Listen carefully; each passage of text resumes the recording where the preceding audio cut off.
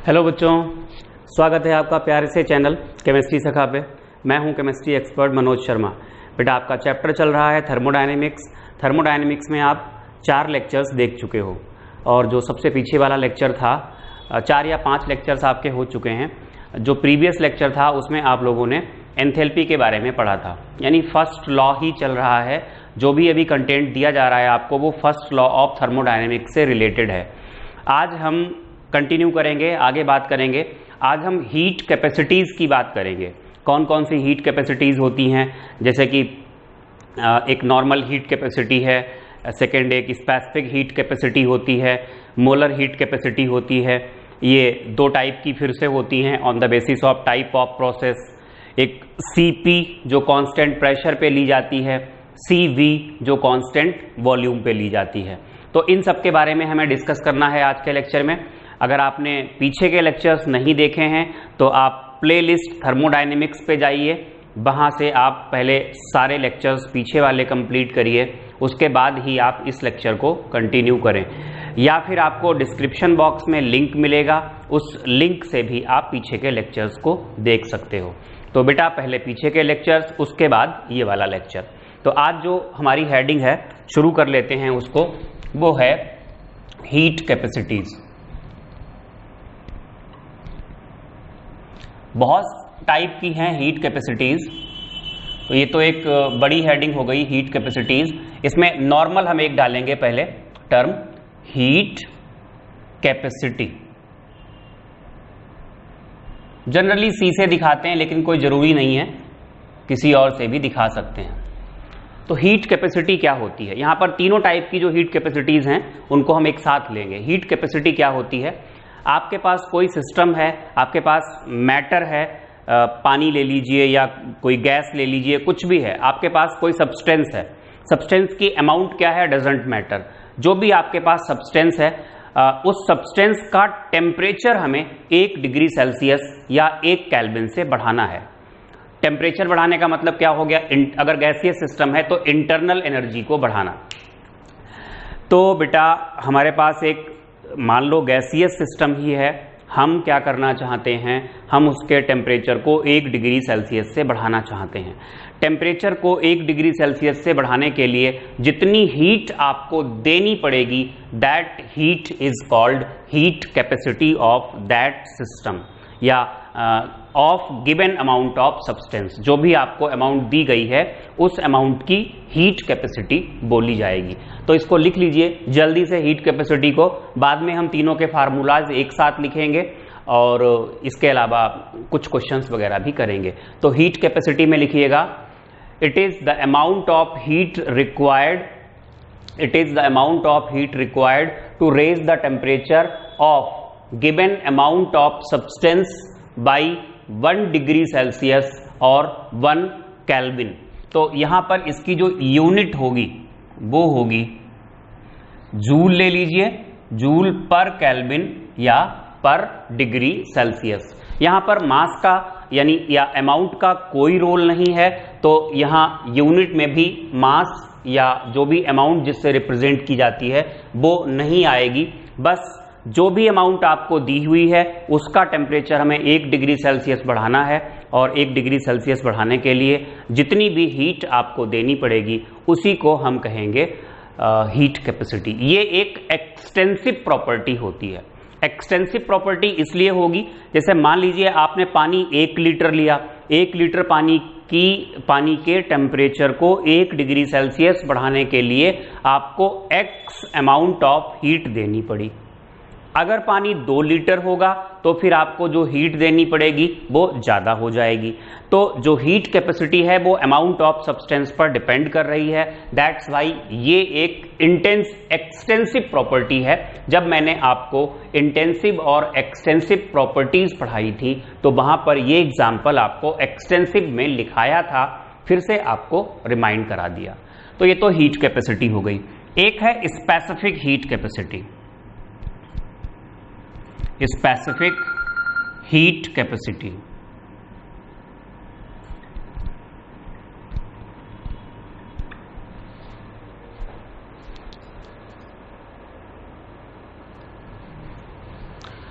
इसको दिखा सकते हैं CS से दिखा दीजिए या फिर केवल S से भी दिखाते हैं कई जगह पे। तो स्पेसिफिक हीट कैपेसिटी क्या है? इस बार क्या किया जाएगा, जो अमाउंट ऑफ सब्सटेंस है उसको फिक्स कर लिया जाएगा। यहां पर अमाउंट ऑफ सब्सटेंस फिक्स नहीं की गई थी, जो भी अमाउंट है उसका टेम्परेचर 1 डिग्री सेल्सियस बढ़ाया था, लेकिन यहां पर 1 ग्राम सब्सटेंस लेना है। तो इसमें लिखिएगा स्पेसिफिक हीट कैपेसिटी में amount of heat required to raise the temperature of 1 gram of substance by 1 degree Celsius और 1 kelvin is called specific heat capacity. देखो यहां 1 ग्राम फिक्स कर लिया गया है, यहां पर अमाउंट ऑफ सब्सटेंस फिक्स है, 1 ग्राम ही है। तो आपने क्या किया, कोई भी सब्सटेंस लिया, लेना आपको 1 ग्राम ही है। अगर स्पेसिफिक हीट कैपेसिटी ली तो जो अमाउंट पर तो डिपेंड कर ही नहीं रही है, हर बार 1 ग्राम फिक्स कर दिया गया है। तो ये किस पर डिपेंड करेगी? नेचर पे डिपेंड करेगी। ये नेचर और अमाउंट दोनों पे डिपेंड कर रही थी। जैसे स्पेसिफिक हीट कैपेसिटी आयरन के लिए कुछ और होगी, तो कोई दूसरा मेटल आप लोगे, गोल्ड लोगे, उसके लिए अलग होगी, क्योंकि नेचर पे डिपेंड करेगी। और ये सेम सब्सटेंस के लिए अलग अलग हो सकती हैं अगर आपने अमाउंट को चेंज कर दिया है। तो ये नेचर और अमाउंट दोनों पे डिपेंड कर रही है, ये केवल नेचर पे डिपेंड कर रही है। अगर हम इसकी यूनिट की बात करेंगे तो यूनिट बनेगी जाके जूल पर केल्विन पर ग्राम, क्योंकि यहां पर 1 ग्राम सब्सटेंस को फिक्स किया गया है। ये स्पेसिफिक हीट कैपेसिटी है। थर्ड जो हम यहां पर पढ़ते हैं that is molar heat capacity.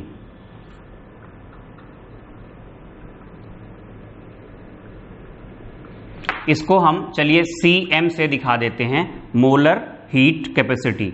नाम से ही क्लियर हो गया होगा, मोलर हीट कैपेसिटी है तो 1 मोल सब्सटेंस के लिए कहा गया होगा। लिखिएगा amount of heat required to raise the temperature of 1 mole of substance by 1 degree Celsius और 1 kelvin is called molar heat capacity.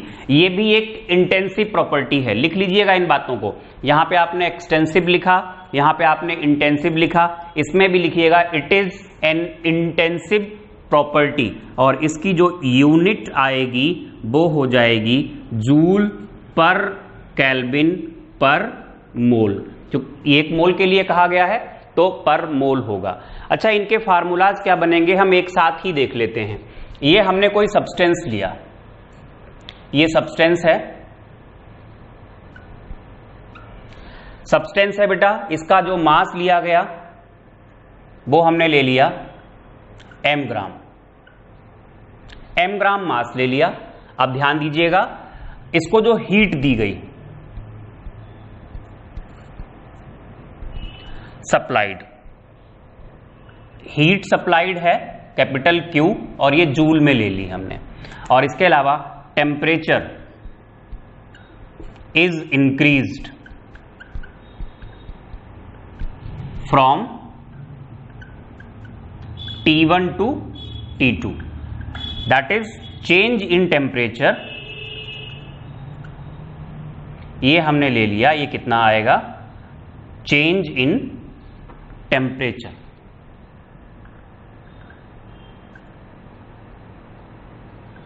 Delta T से दिखा रहे हैं, delta T is equal to क्या हो गया, T2 माइनस T1। अब ध्यान देना, अगर यहीं पे हम बात करें हीट कैपेसिटी जिसको हम लोग दिखा रहे थे किससे, C से, ये कितनी होगी? ध्यान देना, जो हीट आपने दी है वो कितनी दी है, Q, और Q हीट ने टेम्परेचर में चेंज कितना कर दिया है, डेल्टा T का। तो आप क्या कहेंगे, delta T temperature is changed by the heat is equal to Q। और डेल्टा T की जगह अगर 1 करोगे तो कितना आ जाएगा, Q अपॉन डेल्टा T। तो C इज इक्वल टू जो होगा वो Q अपॉन डेल्टा T हो जाएगा। और डेल्टा T यहां पर क्या है, यहां पर है चेंज इन टेम्परेचर। इसका मास के साथ कोई लेना देना होता नहीं है। तो सीधे सीधे फार्मूला बनेगा, हीट कैपेसिटी अगर है जो कि मोलर या स्पेसिफिक नहीं है, सिंपल हीट कैपेसिटी है, तो C इज इक्वल टू बन जाएगा Q अपॉन डेल्टा T। तब ध्यान देना, अब हम बात करेंगे स्पेसिफिक हीट कैपेसिटी।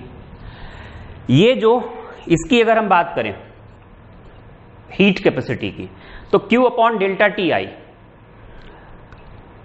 मतलब टेम्परेचर 1 डिग्री से बढ़ाया तब कितनी हीट देनी पड़ी, तो कितनी है Q अपॉन डेल्टा टी। लेकिन ये m ग्राम के लिए है, अगर इसी को हम 1 ग्राम के लिए करना चाहें तो क्या हो जाएगा, आपको m से डिवाइड करना पड़ेगा। तो specific heat capacity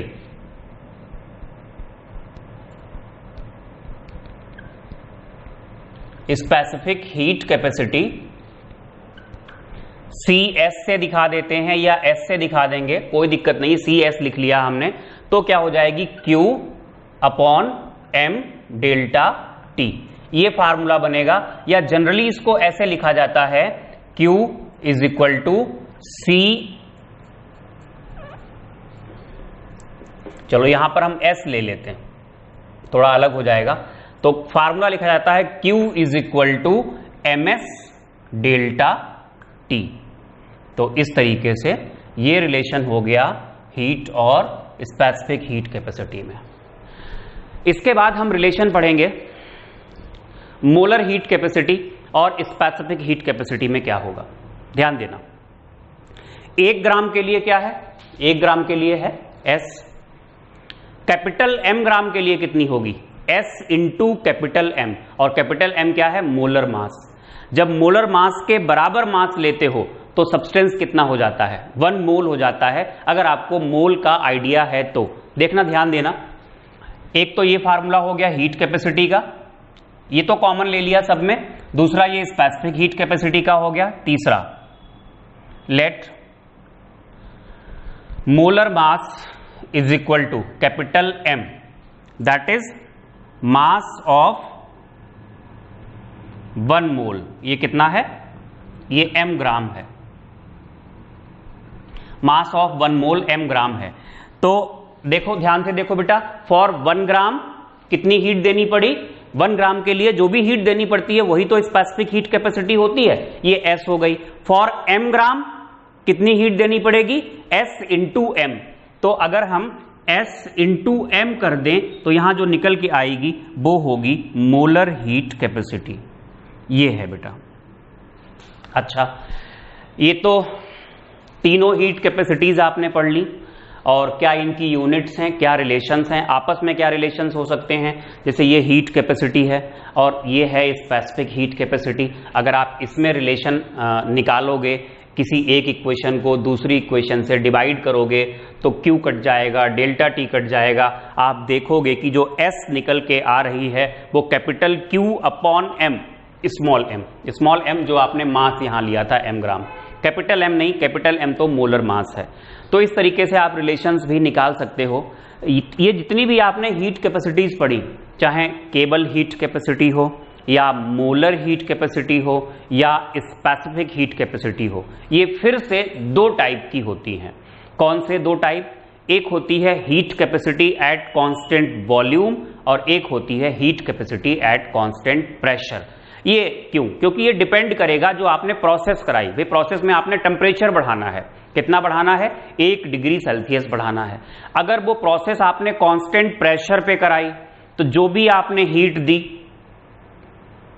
temperature 1 degree Celsius बढ़ाने के लिए, तो वो हीट क्या हो जाएगी, heat capacity at constant pressure. वो एक अलग बात है, 1 ग्राम के लिए दोगे तो वो हो जाएगी specific heat capacity at constant pressure.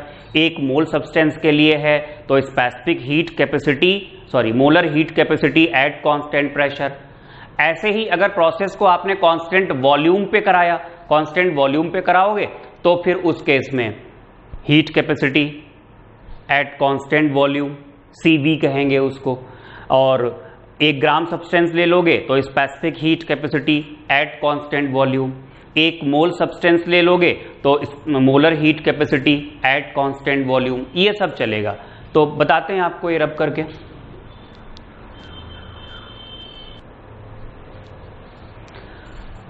तो बेटा बात चल रही थी जो हीट कैपेसिटीज हैं वो टाइप ऑफ प्रोसेस के बेसिस पे फिर से 2 टाइप की होती हैं। तो लिखिएगा, on the basis of type of process heat capacities are of 2 types. First लिखिएगा heat capacity at constant pressure. Constant pressure पे है तो इसको हम दिखाते हैं Cp से। अब कांस्टेंट प्रेशर पे कौन सी वाली है?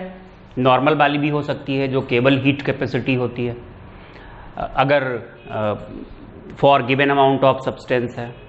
ये स्पेसिफिक हीट कैपेसिटी भी हो सकती है अगर फॉर 1 ग्राम ऑफ सब्सटेंस है। ये मोलर हीट कैपेसिटी भी हो सकती है अगर ये 1 मोल ऑफ सब्सटेंस के लिए है।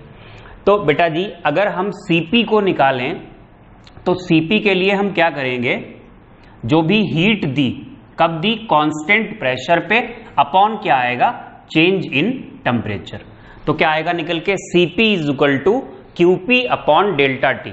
अब हमें नहीं पता ये किसकी बात हो रही है, हमने पहले से ये मान लिया है कि अगर आप for given amount of substance कह रहे हैं तब तो यही फार्मूला सही हो गया। अगर आप 1 ग्राम सब्सटेंस के लिए कह रहे हैं, मतलब स्पेसिफिक हीट कैपेसिटी की बात कर रहे हैं, तो हमने जो हीट दी है वो 1 ग्राम सब्सटेंस को ही दी है, मतलब ये आप मान के चलिए। अगर आप 1 मोल सब्सटेंस की बात करते हैं यानी मोलर हीट कैपेसिटी की, तो हमने ये मान लिया है कि जो हीट दी है वो 1 मोल सब्सटेंस को दी है। अच्छा, QP को हम क्या कहते हैं, heat supplied at constant pressure को ही हम कहते हैं चेंज इन एंथैल्पी। तो इसको हम क्या लिख सकते हैं, Cp इज इक्वल टू हम लोग delta H upon delta T भी लिख सकते हैं। अच्छा, एक बहुत बड़ा लोचा यहां पे और भी होता है, जो हीट कैपेसिटी है वो सेम सब्सटेंस की भी कांस्टेंट नहीं होती है। कैसे बताते हैं आपको, जैसे मान लो सब्सटेंस अभी 20 डिग्री सेल्सियस पे है, आपने उसका टेम्परेचर 20 से 21 किया, तो जो भी आपको हीट देनी पड़ी ओब्वियसली क्या होगी, हीट कैपेसिटी होगी। अब वो अलग बात है कितनी अमाउंट के लिए आपने दी, अमाउंट फिक्स नहीं है तो हीट कैपेसिटी, 1 ग्राम है तो स्पेसिफिक हीट कैपेसिटी, 1 मोल है तो मोलर हीट कैपेसिटी। कुल मिला के हम ये कहना चाह रहे हैं कि 20 से 21 आपने किया, तो जो भी आपको हीट देनी पड़ी होगी वो क्या होगी, हीट कैपेसिटी होगी। अगली बार हमने ये टेम्परेचर जो एक्सपेरिमेंट किया 30 से शुरू किया, टेम्परेचर सब्सटेंस का कितना था, 30 था, और 30 से हमने 31 किया, तो जो हीट देनी पड़ी होगी लॉजिकली जो डेफिनेशन है उसके अकॉर्डिंग वो क्या होगी, वो हीट कैपेसिटी ही होगी। लेकिन ये देखा गया है कि टेम्परेचर जब बदल जाता है तो सब्सटेंस की जो हीट कैपेसिटीज होती हैं उनमें भी थोड़ा थोड़ा अंतर आता है, तो बिल्कुल फिक्स नहीं होती है, लेकिन ली जाती है। अगर स्पेसिफिक और मोलर है तो इसको इंटेंसिव प्रॉपर्टी ही लेते हैं। तो ये याद रखिएगा, ये बदल सकती है, ये बदल जाती है, इसीलिए क्या करते हैं यहां पर QP की जगह DQP ले लेंगे। DQ मतलब small amount of heat supplied, नीचे क्या आ जाएगा DT small change in temperature, ऐसे करके आता है। ऐसे ही Cp में अगर लेंगे तो DH अपॉन DT कर देंगे, इस तरीके से होगा। तो आप चाहो तो एक नोट लिख लो, heat capacity of substance can vary with temperature, can vary with temperature, hence Cp की जगह हम क्या लेंगे, Cp इज इक्वल टू हम क्या लिखेंगे, यहां लिखेंगे DH अपॉन DT, इस तरीके से लिखेंगे। तब देखिएगा ये तो हो गई heat capacity at constant pressure. Second है हीट कैपेसिटी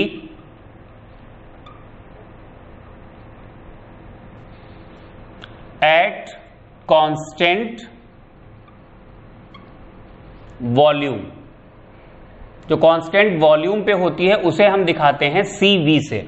तो बेटा CV इज इक्वल टू क्या होगा, QV कह सकते हैं, QB अपॉन डेल्टा T कह सकते हैं, या इसको हम कहेंगे CB is equal to QB, heat supplied at constant volume किसके बराबर होती थी, डेल्टा U के, delta U upon delta T।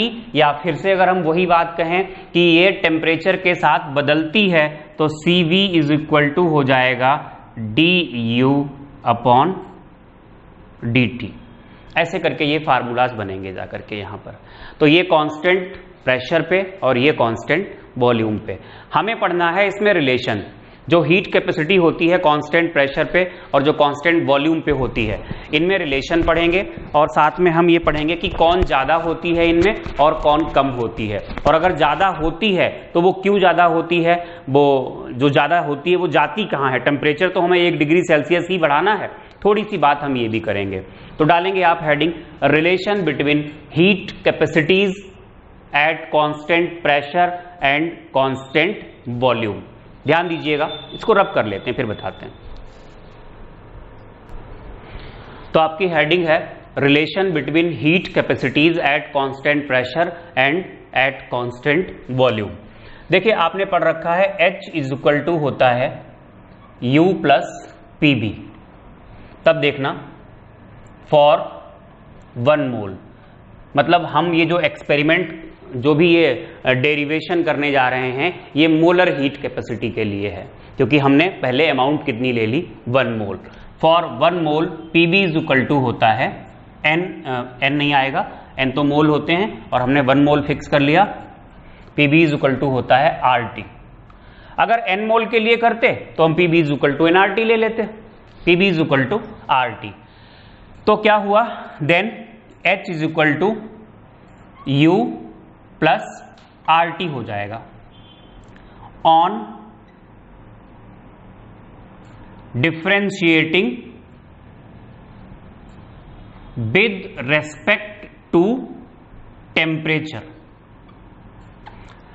Differentiation आप लोगों ने फिजिक्स में जब शुरुआत में आपको मैथमेटिकल टूल्स पढ़ाए जाते हैं तब पढ़ाया ही गया होगा। हम इसको डिफ्रेंशिएट कर रहे हैं विद रेस्पेक्ट टू टेम्परेचर, मतलब dH upon dt is equal to du upon dt plus R हो गया यहां पर कांस्टेंट dt अपॉन dt। ध्यान देना dH upon dt small change in enthalpy upon small change in temperature को ही हम लोग कहते थे Cp इज इक्वल टू आ जाएगा Cb प्लस ये हट जाएगा, क्या आ जाएगा R। तो फार्मूला बनता है Cp minus Cv is equal to R, लेकिन ये किसके लिए है फॉर 1 मोल। अगर हम यही N मोल के लिए निकालते तो क्या होता, यहां nRT रखते, N कांस्टेंट था, N भी बाहर आ जाता, तब क्या बनता Cp माइनस होगा Cp minus Cv is equal to यहां हो जाता nR। ये होता for N mole gas, right. ये N मोल गैस के लिए होता। फिजिक्स में भी आप ये डेरिवेशन पढ़ोगे, बड़ा लंबा चौड़ा है, लंबे चौड़े तरीके से पढ़ाया जाएगा वहां पे, क्योंकि वहां पे एंथैल्पी टर्म ही नहीं होता है फिजिक्स में, तो उसका डेरिवेशन थोड़ा अलग तरीके से कराया जाता है, वो मेथड लंबा होता है काफी। ये जो इक्वेशंस हैं Cp minus Cv is equal to R या Cp minus Cv is equal to nR, this is Mayer's formula या मेयर्स इक्वेशन, मतलब Cp minus Cv is equal to R या Cp minus Cv is equal to nR, इसे हम Myers formula कहते हैं। ठीक है बेटा, तो ये तो रिलेशन होता है Cp और Cv में, Cp minus Cv is equal to R। R की वैल्यू कितनी होती है, अगर हम 1 मोल के लिए कॉन्सेंट्रेट करें तो Cp minus Cv is equal to R। R की वैल्यू अगर आप जूल में निकालोगे, पर मोल तो वो हो ही गया, तो 1 मोल के लिए R की वैल्यू निकल के आती है 8.314, मतलब Cp की वैल्यू Cv से ज्यादा होती है, Cp की वैल्यू Cv से ज्यादा होती है। तो एक क्वेश्चन यहीं पे लिखो, विच इज मोर Cp और Cv and why, which is more Cp और Cv एंड वाई। तो ऐसा ज्यादा है ये तो पता लग ही गया, क्यों ज्यादा है ये हमें सोचना है थोड़ा आप सोच के देखो Cp है क्या। चलो हम मोलर हीट कैपेसिटी ही ले लेते हैं। आपके क्वेश्चन का आंसर दे रहे हैं, सॉल्यूशन है। सॉल्यूशन ये है, हम फार्मूला यूज करके नहीं बताएंगे Cp minus Cv is equal to R है इसलिए Cp बड़ा होगा, यहां से नहीं बताना है, एक्सप्लेन करके बताना है। तो विच इज मोर Cp और Cv एंड वाई, तो आप आंसर लिख दीजिएगा Cp is more than Cv, और कितनी ज्यादा है, for 1 mole of gas Cp minus Cv is equal to R होता है। ये आप लिख देंगे। और क्यों है ऐसा, जरा इसके बारे में बात कर लेते हैं। देखो बेटा, ये हमारे पास एक कंटेनर है।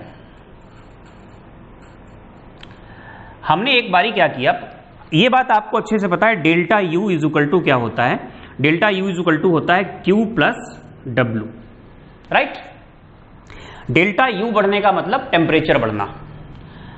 तो आपको टेम्परेचर 1 डिग्री सेल्सियस से बढ़ाना है, चाहे आप प्रोसेस को कांस्टेंट प्रेशर पे कराओ या फिर आप प्रोसेस को कांस्टेंट वॉल्यूम पे कराओ। अगर आप कांस्टेंट प्रेशर पे कराओगे तो जो भी आपको हीट देनी पड़ेगी वो हीट होगी QP, और अगर आप कांस्टेंट वॉल्यूम पे कराओगे तो आपको जो हीट देनी पड़ेगी वो क्या होगी, QV। ठीक है, ये चीज कांस्टेंट है। प्रोसेस चाहे कांस्टेंट प्रेशर पे कराइए या कांस्टेंट वॉल्यूम पे, जो टेम्परेचर में इंक्रीमेंट होना है वो कितना होना है, वो 1 डिग्री सेल्सियस है। इसका मतलब ये जो चेंज होगा डेल्टा U वो कैसा रहेगा, वो कांस्टेंट रहेगा। तो डेल्टा U अगर कांस्टेंट रहेगा, कितने % बढ़ानी है इंटरनल एनर्जी, अगर वो कांस्टेंट रहेगी तो यहां से ध्यान दीजिएगा, जब आप प्रोसेस को कांस्टेंट वॉल्यूम पे कराते हो, कांस्टेंट वॉल्यूम पे कराने का मतलब वर्क क्या हो गया, वर्क 0 हो गया। कांस्टेंट वॉल्यूम पे वर्क 0 हो गया। जो भी आप हीट दोगे, पूरी की पूरी हीट कहां यूज की जाएगी, इंटरनल एनर्जी को बढ़ाने में, दैट इज टेम्परेचर को बढ़ाने में। हीट जो आप दे रहे हो वो कहीं और खर्च नहीं हो रही। मान लिया टेम्परेचर को बढ़ाने के लिए आपको x जूल हीट देनी पड़ रही थी, तो अगर यहां वॉल्यूम कांस्टेंट है, मतलब ये ढक्कन टाइटली यहां पर कस दिए गए हैं, ये पिस्टन ऊपर नहीं बढ़ेगा। अगर ये वॉल्यूम कांस्टेंट है, मतलब वॉल्यूम कांस्टेंट है तो वर्क कैसा हो गया, 0, क्योंकि अगर वॉल्यूम में चेंज नहीं होगा, डेल्टा V 0 होगा या dV 0 होगा तो वर्क 0 आएगा। तो वर्क अगर 0 हो गया, वर्क 0 हो गया तो all the heat supplied is used to increase the temperature of substance. But अगर ये चेंज हो रहा है, वॉल्यूम भी चेंज हो रहा है, तो वर्क भी हो रहा होगा। तो जो आप हीट दोगे वो टेम्परेचर को बढ़ाने में भी यूज होगी और वर्क करने में भी यूज होगी। तो अगर आपने x हीट दी तो x हीट में से कुछ पार्ट तो इंटरनल एनर्जी यानी टेम्परेचर को बढ़ाएगा और कुछ पार्ट कहां चला जाएगा, वर्क में। तो x heat will not be sufficient to increase the temperature by 1 degree Celsius, जो कि कांस्टेंट वॉल्यूम पे हो जाता था, राइट। तो इस तरीके से आपको यहां पर ज्यादा हीट देनी पड़ेगी अगर प्रेशर कांस्टेंट है। प्रेशर कांस्टेंट होने का मतलब जैसे ही टेम्परेचर बढ़ेगा वैसे यहां पर गैस के कोलिजन्स बढ़ेंगे तो ये कंटेनर क्या होगा, ऊपर की तरफ बढ़ जाएगा। प्रेशर कांस्टेंट रखने का मतलब ये हुआ कि आपको इस पिस्टन को लूज छोड़ना पड़ेगा, पिस्टन को खुला छोड़ना पड़ेगा। अगर आप पिस्टन को खुला छोड़ोगे, लूज छोड़ोगे, तभी प्रेशर कैसा रह जाएगा, कांस्टेंट। तो वॉल्यूम बढ़ेगा और वॉल्यूम बढ़ेगा तो हीट का जो कुछ पार्ट है वो कहां चला जाएगा, वो वर्क करने में खर्च हो जाएगा। इसलिए आपको थोड़ी और हीट देनी पड़ेगी सो दैट इसका टेम्परेचर कितना बढ़ जाए, 1 डिग्री सेल्सियस बढ़ जाए। तो बेटा आप क्या लिखेंगे सोल्यूशन में, आप सोल्यूशन में लिखेंगे Cp इज मोर। फिर आप नई लाइन से लिखें, इसका एक्सप्लेनेशन क्या है, कितनी ज्यादा है, Cp minus Cv is equal to R for 1 mole of gas. फिर आप आंसर में लिखेंगे when process is carried out at constant, when process is carried out at constant volume, supplied heat is used only to increase the internal energy, only to increase the internal energy or temperature of system, internal energy or temperature of system. But when process is carried out at constant pressure, but when process is carried out at constant pressure, supplied heat is used, supplied heat is used in 2 ways. 2 ways कौन कौन से हैं, number 1 to increase the temperature या internal energy of system, और दूसरा to do the work करने में। आप नई लाइन से लिख लें, hence Cp is more than Cv। तो एक तो ये हो गया बेटा रिलेशन। एक और होता है, एक नोट आप लिख लीजिएगा, ये रेशियो जो होता है Cp minus Cv, Cp upon Cv, इसको हम लोग कहते हैं गामा। इस रेशियो को गामा बोला जाता है, और जो गामा की वैल्यू होती है वो डिपेंड करती है गैस के नेचर पे। मोनोटॉमिक गैस के लिए अलग है, डाईटॉमिक गैस के लिए अलग है, पॉलीएटॉमिक गैस के लिए अलग है। लेकिन सबसे बड़ी चीज ये है कि ये यूज ही नहीं होता है हमारे यहाँ केमिस्ट्री में, क्योंकि गामा का जो यूज होता है वो एडियाबेटिक प्रोसेसेस के लिए होता है, और एडियाबेटिक प्रोसेसेस के न्यूमेरिकल्स हमारे यहाँ नहीं है। तो कुल मिला के हम लोग जो पढ़ चुके हैं वो हमने पढ़ लिया, इसकी डेफिनीशन पढ़ ली, यूनिट्स पढ़ ली, फार्मूलाज पढ़ लिए, कांस्टेंट प्रेशर पे, कांस्टेंट वॉल्यूम पे ये पढ़ लिया, in terms of H and U भी पढ़ लिया हमने, रिलेशन पढ़ लिया Cp और Cv में, इनका रेशियो भी पढ़ लिया Cp और Cv का क्या होता है। लेकिन बताई नहीं आपको वैल्यूज, अननेसेसरी आप परेशान हो गए, क्योंकि बहुत सारी चीज़ें ऐसी हैं जो केमिस्ट्री में हैं, फिजिक्स में नहीं हैं, और बहुत सारी चीज़ें ऐसी हैं जो फिजिक्स में हैं और केमिस्ट्री में नहीं हैं। तो इस तरीके से हम उन्हीं पर कॉन्सेंट्रेट करेंगे जो हमें यहाँ केमिस्ट्री में पढ़नी है। तो गामा जो है वो मोनोटॉमिक, डाईटॉमिक, ट्राइटॉमिक सबके लिए अलग अलग है। आपको फिजिक्स में पढ़ना है तो फिजिक्स में आप पढ़ लीजिएगा, वहाँ एडियाबेटिक प्रोसेस का वर्क भी होता है। ऐसा कुछ स्टफ है नहीं उसमें, वहाँ पर 2-3 इक्वेशंस होती हैं, 3 इक्वेशंस होती हैं, रिलेशंस होते हैं, प्रेशर वॉल्यूम में होता है, और इसके अलावा प्रेशर टेम्परेचर में होता है, वॉल्यूम टेम्परेचर में होता है। तो ये रिलेशंस वहाँ पर गामा का यूज़ होता है। आइडियल गैसेस के लिए केवल वो रिलेशंस दिए जाते हैं, तो वहाँ आपको फिजिक्स में पढ़ने होंगे ये। यहाँ से हम 1-2 न्यूमेरिकल्स कर लेते हैं और फिर अपने टॉपिक को हम लोग खत्म करते हैं। तो क्वेश्चन लिखिएगा, क्वेश्चन है हीट कैपेसिटी से क्वेश्चन लिखिए, what amount of heat is required to raise the temperature of 10 gram of iron, to raise the temperature of 10 gram of iron from to raise the temperature of 10 gram of iron from 25 degree Celsius to 500 degree Celsius, from 25 degree Celsius to 500 degree Celsius, if specific heat capacity of iron is 0.45 joule per gram पर kelvin. चाहे आप पर kelvin लें या पर degree Celsius लें, बात एक ही है।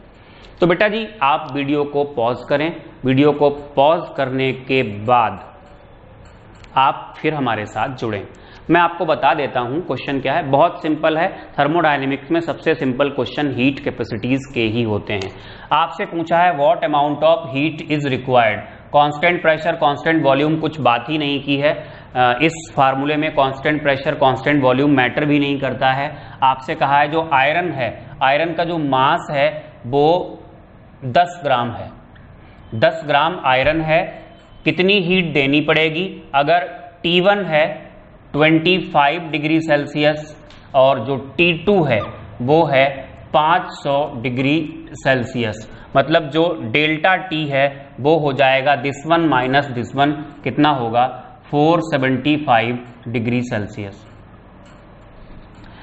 अच्छा, स्पेसिफिक हीट कैपेसिटी S आपको दे दी है 0.45 जूल पर केल्विन पर मोल। देखना कैसे करेंगे।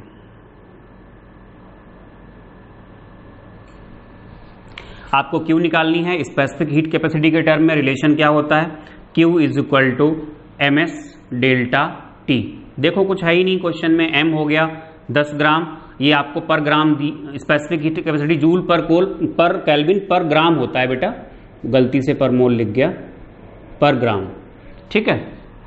तो पर ग्राम ही दी हुई है, यहाँ मास भी ग्राम में ही है, तो आप क्या करेंगे 10 ग्राम ले लिया, स्पेसिफिक हीट कैपेसिटी कितनी ले ली 0.45 ले ली, और जो डेल्टा T की वैल्यू है वो आपने कितनी ले ली 475। ये वैल्यूज आप यहाँ पर पुट कर लीजिएगा। जब आप इसको सॉल्व करेंगे, जब सॉल्व करेंगे तो ये वैल्यू निकल के आएगी, ये वैल्यू होपफुली आप चेक कर लीजिएगा, मल्टीप्लाई करके देख लीजिएगा, 37.5 जूल, यही निकल के आएगी। आप चेक कर सकते हैं, आप चेक जरूर कर लीजिएगा, शायद यही आएगी, मुझे जो याद आ रहा है वो यही याद आ रहा है। नेक्स्ट क्वेश्चन आप लिख लीजिए, इसी क्वेश्चन का सेकंड पार्ट समझ के आप लिख लीजिएगा। What mass of gold, what mass of gold, मतलब इस बार आपसे मास पूछा है, m of gold. What mass of gold can be heated by same temperature difference, can be heated by same temperature difference when supplied same amount of heat, मतलब जो heat है वो उतनी ही है, 2137.5 when supplied same amount of heat. और फिर दिया है specific heat capacity of gold is, specific heat capacity of gold is 0.13 joule per gram पर केल्विन। तो बेटा इस बार m पूछा है, आप फिर से फार्मूला क्या लगाएंगे, Q is equal to ms delta T, आपको m निकालना है, m हो जाएगा Q upon s delta T. Q की वैल्यू 2137.5 रखोगे, s की वैल्यू 0.13 दी गई है और डेल्टा टी की जो वैल्यू है वो 475 है। इसे आप सॉल्व कर लीजिएगा, यहां से जो भी आंसर आए वो आप देख लीजिएगा। होपफुली ये आंसर आएगा 34.6 ग्राम। तो ये आप चेक कर लें। एक आध क्वेश्चंस मैं आपको दे देता हूं जिसको आप सॉल्व करिएगा और उसके जो आंसर्स हैं उन्हें कमेंट बॉक्स में लिखिएगा।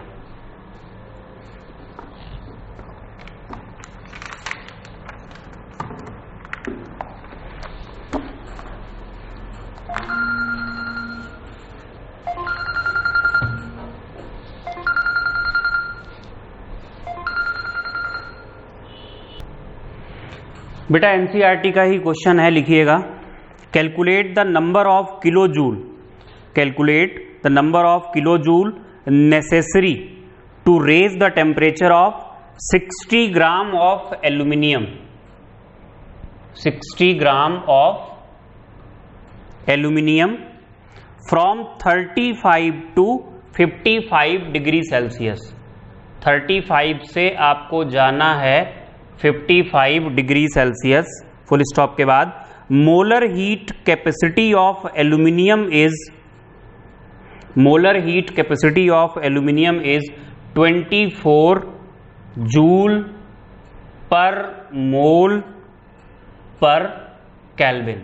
तो बेटा इस क्वेश्चन को सॉल्व करिएगा और कमेंट बॉक्स में इसका आंसर दीजिएगा। बाकी आपसे बात होती है नेक्स्ट लेक्चर में। नेक्स्ट लेक्चर में हम लोग फर्स्ट लॉ ऑफ थर्मोडायनेमिक्स की टांग खींचेंगे, मतलब ड्रॉबैक्स बताएंगे, और हम लोग चलेंगे फिर सेकेंड लॉ ऑफ थर्मोडायनेमिक्स यानी एंट्रोपी की तरफ। वो पार्ट थोड़ा सा इसका टफ होता है। सेकेंड लॉ थर्ड लॉ के बाद फिर हम लोग यहाँ पर थर्मोकेमिस्ट्री पढ़ेंगे और वो काफ़ी सिंपल पार्ट होता है। और आपको बता दें ज़्यादातर क्वेश्चंस जो एग्ज़ाम में आते हैं केमिस्ट्री में, केमिस्ट्री में क्वेश्चंस अगर आपके एकेडमिक्स में आएंगे तो थर्मोकेमिस्ट्री से आएंगे, नीट में आएंगे तो थर्मोकेमिस्ट्री से आएंगे, और अगर जेई में आते हैं तो थर्मोकेमिस्ट्री से भी आ सकते हैं और थर्मोडायनामिक्स से भी आ सकते हैं। ठीक है, क्योंकि ये मैथमेटिकल पार्ट होता है, थोड़ा सा डिफरेंशिएशन इंटीग्रेशन वाला पार्ट होता है, तो जेई वाले इन क्वेश्चंस को प्रिफर करते हैं। तो होपफुली आपको ये समझ में आया होगा। तो वीडियो को लाइक कीजिएगा, शेयर कीजिएगा और सब्सक्राइब कीजिएगा। Thank you for watching.